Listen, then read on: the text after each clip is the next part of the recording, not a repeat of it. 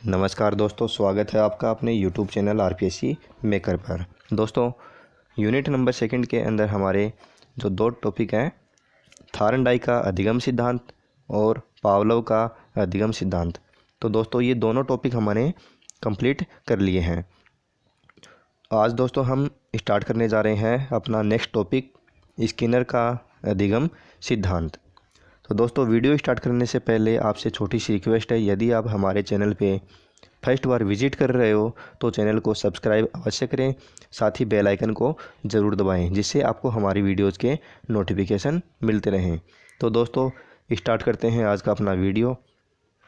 दोस्तों, आपसे छोटी सी रिक्वेस्ट और है, यदि आप नोट्स नहीं बना रहे हो तो दोस्तों आप इसके साथ साथ में नोट्स अवश्य बना लें, क्योंकि अभी तो आपको ऐसे लग रहा होगा कि नोट्स बनाने से क्या फ़ायदा होगा, हम यहीं से पढ़ लेंगे। लेकिन दोस्तों, नोट्स बनाने का फ़ायदा ये होता है, मेरा खुद का एक्सपीरियंस है कि आप अपने हाथ से नोट्स बनाओगे, ठीक है दोस्तों, अपने हाथ से नोट्स बनाओगे तो एग्ज़ाम के टाइम पे आपको वो उनका रिवीजन है वो अच्छे तरीके से हो जाएगा और जल्दी भी होगा। दूसरे के नोट्स आप अगर 1 घंटे में पढ़ोगे कोई टॉपिक है उसको 1 घंटा लगेगा, तो अगर खुद का जो टॉपिक है खुद के हाथ से बनाए हुए नोट्स हैं तो उसको आधे घंटा ही लगेगा। ठीक दोस्तों, तो समय की बचत भी होगी और जल्दी समझ में भी आएगा। तो आप नोट्स अवश्य बनाएं। अगर किसी टॉपिक में आपको डाउट हो तो आप मेरे से कमेंट बॉक्स में पूछ सकते हो, मैं उसका आपको रिप्लाई अवश्य दूंगा। ठीक है दोस्तों, तो वीडियो स्टार्ट करते हैं आज का। स्किनर का अधिगम सिद्धांत। देखो, स्किनर अमेरिका के थे। कहाँ के थे? अमेरिका के। जो स्किनर का अधिगम सिद्धांत है, इनके उपनाम देखो, उपनाम क्या क्या है। उपनाम है क्रिया प्रसूत अनुबंधन सिद्धांत, सक्रिय अनुबंधन सिद्धांत, जिसे ऑपरेट कंडीशनिंग भी कहते हैं। Operant conditional theory, RS theory, response stimulus theory. R का मतलब रिस्पॉन्स, एस का स्टिमुलस, तो रिस्पॉन्स स्टिमुलस थ्योरी या आरएस थ्योरी। कार्यात्मक प्रतिबद्धता और नैमित्तिक अनुबंधन सिद्धांत। नैमित्तिक अनुबंधन सिद्धांत, इंस्ट्रूमेंटल कंडीशनिंग थ्योरी। तो दोस्तों देखो, एक हमारा जो फर्स्ट सिद्धांत था, थार्नडाई का अधिगम सिद्धांत, वो तो था एस आर थ्योरी। कौन सा था? S R theory. और जो स्किनर का अधिगम सिद्धांत है जो हम आज पढ़ रहे हैं वो है आर एस थ्योरी। तो देखो दोस्तों, इनमें डिफरेंस क्या है। देखो, इसको आप थोड़ा सा समझ ले, पहले इसको आप पहले समझ लो, कहीं आप कंफ्यूज ना हो जाओ कि एस आर थ्योरी और आर एस थ्योरी में अंतर क्या है। देखो, एस आर थ्योरी और ये है आर एस थ्योरी। ठीक है दोस्तों, तो एस आर क्या होता है? एस तो होता है स्टिमुलस, उद्दीपक। आर क्या होता है? रिस्पॉन्स, यानी अनुक्रिया। यहाँ पर रिस्पॉन्स, यहाँ पर स्टिमुलस। ठीक दोस्तों, उद्दीपक। तो ये यहाँ से क्या बनेगा? ये तो हो जाएगा एस का उद्दीपक और आर से रिस्पॉन्स। तो इसका नाम तो जो थार्नडाई का अधिगम सिद्धांत है, जिसने भूखी बिल्ली पर प्रयोग किया था, वो तो है उद्दीपक अनुक्रिया सिद्धांत। और ये कौन सा है? ये है अनुक्रिया उद्दीपक सिद्धांत। समझ रहे हो? इसका उल्टा है। इसमें तो पहले उद्दीपक बिल्ली को दिखाया जाता है, ठीक दोस्तों, फिर क्या होती है? अनुक्रिया होती है, वो इधर उधर पाँव मारती है, आपको याद होगा। ठीक दोस्तों, उसके सामने पहले भोजन रखा जाता है, जो भी मांस का टुकड़ा है, कुछ भी है, उद्दीपक उसके सामने रखा जाता है। फिर जो बिल्ली है वो इधर उधर पाँव मारती है, फिर लीवर दब जाता है। फिर लीवर दबने से उसका जो गेट है, पिंजरे का गेट है, बॉक्स का गेट है, वो ओपन हो जाता है और वो वहाँ से खाना ले लेती है। ठीक है दोस्तों, तो ये है एस आर थ्योरी। कौन से? थार्नडाई का अधिगम सिद्धांत, जो हमारा फर्स्ट टॉपिक था अधिगम के सिद्धांत में। फिर देखो, अब जो हम पढ़ रहे हैं वो है आर एस थ्योरी। इसमें देखो दोस्तों, इसमें मेन क्या है? इसमें मेन इसको बताया है मुख्य रूप से अनुक्रिया करने को। इसमें क्या है? मुख्य रूप से उद्दीपक। ये मतलब उद्दीपक का प्रभाव अगर तेज होगा तो बालक क्या करेगा? क्रिया भी उसी के अनुसार, मतलब पॉजिटिव रिस्पॉन्स देगा वो। यहाँ पर क्या है? पहले क्रिया होगी, फिर क्या होगा? पहले क्रिया होगी, फिर उसके सामने क्या होगा? उद्दीपक प्रस्तुत किया जाएगा। ठीक दोस्तों, इसको आपको आगे बता दूंगा मैं। पहले यहीं पर यहाँ पर तो आप केवल ये समझ लो कि आर एस और आर एस थ्योरी में अंतर क्या है। तो एस आर और आर एस थ्योरी में देखो, इसमें तो पहले उद्दीपक दिया जाएगा फिर क्रिया होगी, और इसमें पहले क्रिया होगी फिर उसको क्या मिलेगा, उद्दीपक, यानी उसको भोजन मिलेगा। उद्दीपक एक तरह से यहाँ पर भोजन है। ठीक है दोस्तों, उद्दीपक क्या है, भोजन है यहाँ पर। ठीक दोस्तों, और एस आर थ्योरी के प्रवर्तक कौन थे, एस आर थ्योरी के प्रवर्तक थे थार्नडाइक, और आर एस के कौन है, हमारे आज का जो टॉपिक है स्किनर, कौन है, बी एफ स्किनर नाम है इनका। ठीक दोस्तों, ये है इनके उपनाम। फिर देखो दोस्तों, स्किनर ने 1938 में सफ़ेद चूहों पर प्रयोग किए तथा 1940 में कबूतरों पर प्रयोग किए थे। ठीक दोस्तों, पहले तो चूहों पर प्रयोग किए, फिर 2 साल के बाद में किस पर प्रयोग किए, कबूतरों पर प्रयोग किए। अब देखो, हमने 2 टॉपिक पढ़े थे पहले, थार्नडाइक और पावलोव, और आज का हमारा है स्किनर। तो देखो, थार्नडाइक के अनुसार प्रधान क्या है, उद्दीपक। ठीक दोस्तों, अभी भी मैंने बताया पहले उद्दीपक दिखाया जाता है उसको, फिर अनुक्रिया होती है, तो इसका नाम क्या है, एस आर थ्योरी। क्या नाम है, एस आर थ्योरी। फिर पावलोव के अनुसार क्या है, अनुबंधन। ठीक दोस्तों, अनुबंधन यानी कंडीशनल रिस्पॉन्स होता है, वहाँ पर क्या होता है, अनुबंधन बन जाता है। ठीक दोस्तों, क्या बन जाता है, अनुबंधन बन जाता है। मतलब जैसे पहले तो उसको भोजन दिया जाता है, फिर उसके सामने घंटी बजाई जाती है, फिर दूसरे प्रयोग में फिर उसको पहले घंटी बजाई जाएगी, फिर उसको भोजन दिया जाएगा, तो वो समझ जाएगा हमें अब भोजन मिलने वाला है, तो उसके मध्य क्या हो जाता है, अनुबंधन स्थापित हो जाता है, यानी संबंध स्थापित हो जाता है। तो इसमें प्रधान क्या होता है, जो पावलोव का अनुबंधन सिद्धांत है, इसमें क्या है, प्रधान अनुबंधन है। ठीक दोस्तों, थार्नडाइक के अनुसार प्रधान क्या है, उद्दीपक, पावलोव के अनुसार अनुबंधन, स्किनर के अनुसार अनुक्रिया। ठीक दोस्तों, स्किनर के अनुसार पहले क्या होगी, क्रिया या अनुक्रिया होगी, फिर उसको क्या मिलेगा, उद्दीपक या भोजन मिलेगा। तो देखो, थार्नडाइक का एस आर थ्योरी, पावलोव की सी आर थ्योरी, स्किनर की आर एस थ्योरी, इसकी विपरीत है। ठीक दोस्तों, तो आप ये चीज़ें मोस्ट इम्पोर्टेंट बात है, ये 3 इनको आप अवश्य ढंग से पढ़ लेना। फिर है देखो दोस्तों, स्किनर ने अपनी पुस्तक टेक्नोलॉजी ऑफ टीचिंग में माइक्रो टीचिंग अर्थात सूक्ष्म शिक्षण तथा अभिक्रमित अनुदेशन शब्द दिए हैं। ठीक दोस्तों, तो स्किनर के अनुसार इनकी पुस्तक कौन सी है, टेक्नोलॉजी ऑफ टीचिंग।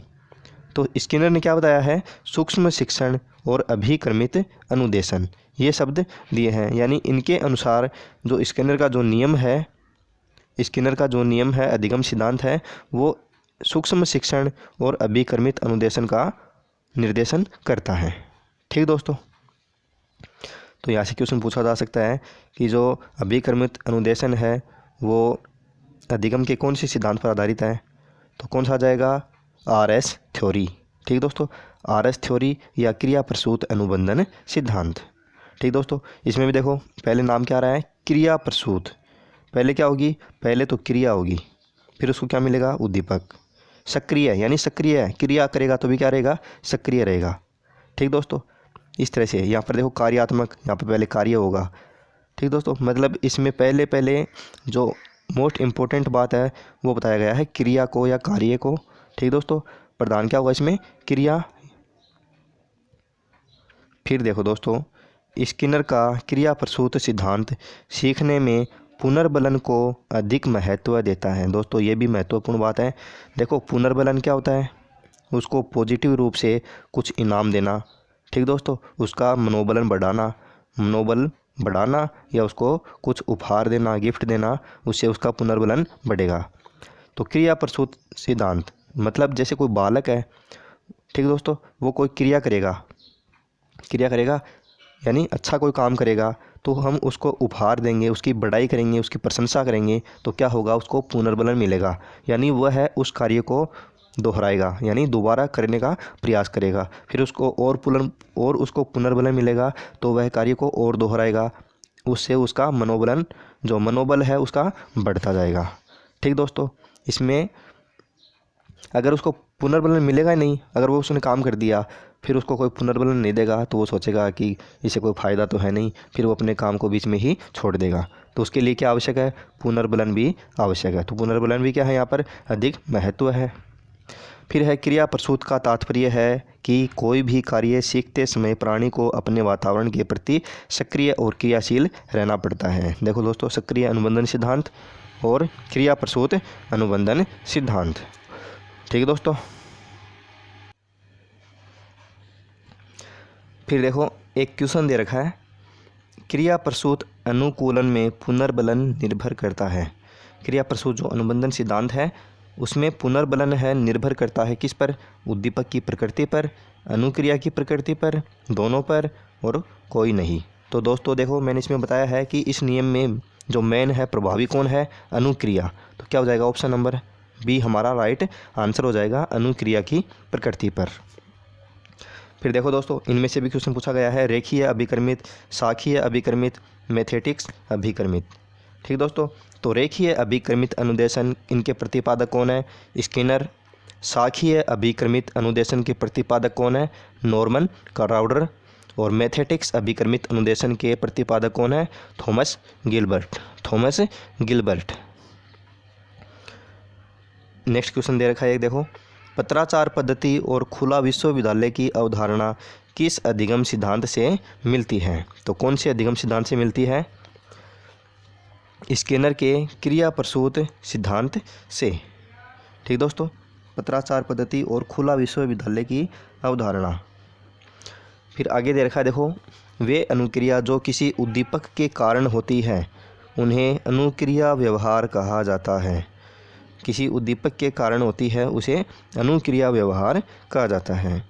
वे अनुक्रिया जो स्व इच्छा अर्थात बिना किसी उद्दीपक के होती है उन्हें प्रसूत व्यवहार कहा जाता है।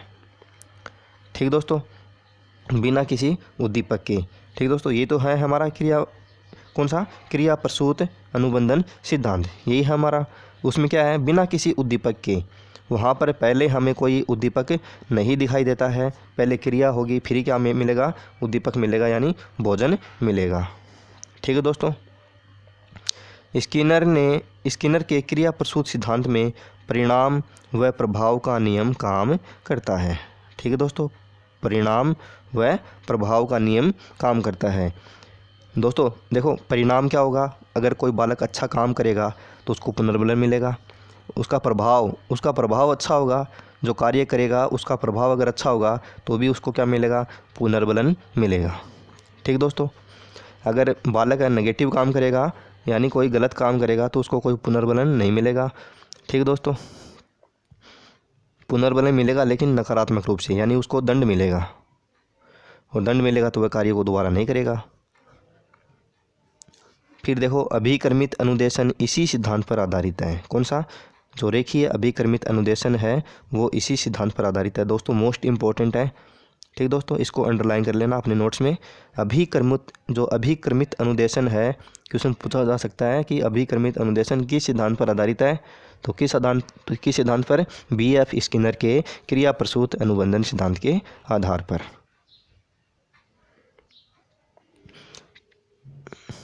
ठीक है दोस्तों, फिर है कोहलर का अधिगम सिद्धांत, इसको पढ़ेंगे हम नेक्स्ट वीडियो में। तो देखो दोस्तों, इसको एक छोटा सा देखो चूहे और बिल्ली पर उसने प्रयोग किया था, वो आपको बता देता हूँ किस प्रकार से होता है। देखो दोस्तों, ये एक होता है बॉक्स। ठीक है दोस्तों, उसके अंदर क्या है? एक चूहा है। ठीक दोस्तों, क्या है? चूहा है। फिर यहाँ पर क्या होता है? एक लीवर होता है। ठीक दोस्तों, एक लीवर होता है, एक बटन होता है। फिर देखो, एक इसके अंदर इस तरह से एक व्यवस्था की जाती है कि उसके ऊपर एक बॉक्स होता है। ठीक दोस्तों, इसके ऊपर एक बॉक्स होता है। इसका संबंध इस लीवर से इस प्रकार किया जाता है कि यदि इस लीवर को दबाया जाएगा, ठीक है, इस पर मतलब कोई पैर चूहा है, इस पर अगर पैर भी लगा देगा, इसको टच भी कर देगा, तो क्या होगा कि जो ऊपर है बॉक्स है, इसके ऊपर में कुछ भोजन रखा हुआ है, मतलब कुछ भी है। ठीक दोस्तों, कोई गेहूँ है, कुछ भी अनाज वगैरह कुछ भी है। तो जैसे ही चूहा इस लीवर को पैर से मतलब टच करेगा तो ऊपर से यहाँ पर भोजन क्या आ जाएगा? नीचे आ जाएगा और चूहा उसको खा जाएगा। ठीक है दोस्तों, तो यही हुआ इसमें। जो चूहा है उसको पहले थोड़ी पता था कि ऊपर भोजन है, उसको पहले मालूम नहीं था। ठीक है दोस्तों। तो चूहा इधर उधर फुदकने लगा, उछल कूद करने लगा। तो फिर अचानक से उसका पैर इस लीवर पर लग गया। इस लीवर पर पैर लगते ही उसे भोजन मिल गया। ठीक दोस्तों। फिर उसके मन में आया कि मुझे पिछली बार भोजन कैसे मिला था, कि मैंने उछल कूद की थी, तब मुझे भोजन मिला था। तो फिर वह उछल कूद करेगा, फिर से वह लीवर को दबाएगा, फिर उसको भोजन मिलेगा। फिर धीरे धीरे धीरे धीरे उसके माइंड में ये सेट हो जाएगा कि मैं इस जगह पर आता हूँ, इस कोने में आता हूँ, तभी मुझे भोजन मिलता है। ठीक दोस्तों। इस कोने में मुझे भोजन नहीं मिल रहा, इस कोने में आता हूँ तो मुझे भोजन मिल रहा है। फिर धीरे धीरे उसका ध्यान इस लीवर पे आकर्षित हो जाएगा। इस लीवर पे वो फोकस कर लेगा कि मुझे इस लीवर पर टच करते ही मुझे भोजन मिल रहा है। तो वो लास्ट में न तो इस कोने में जाएगा, न इस कोने में जाएगा, और न ही इस कोने में जाएगा। वह केवल और केवल उस लीवर पर पैर रखेगा और उसको भोजन मिल जाएगा। ठीक दोस्तों। तो भोजन के रूप में उसे क्या मिल रहा है? भोजन के रूप में उसे मिल रहा है पुनर्बलन। ठीक दोस्तों। तो ये है उसमें प्रयोग। सेम यही प्रयोग उसमें कबूतर के लिए किया गया था, सेम ये वही बातें हैं। ठीक है दोस्तों। तो दोस्तों उम्मीद करता हूँ आपको मैंने जितनी बातें आज बताई हैं आपको समझ में आई होंगी। यदि दोस्तों आपको हमारा वीडियो पसंद आ रहा है तो इसको लाइक करें और शेयर करें। तो दोस्तों मिलते हैं नेक्स्ट वीडियो में एक नए टॉपिक के साथ। तब तक के लिए जय हिंद, जय भारत।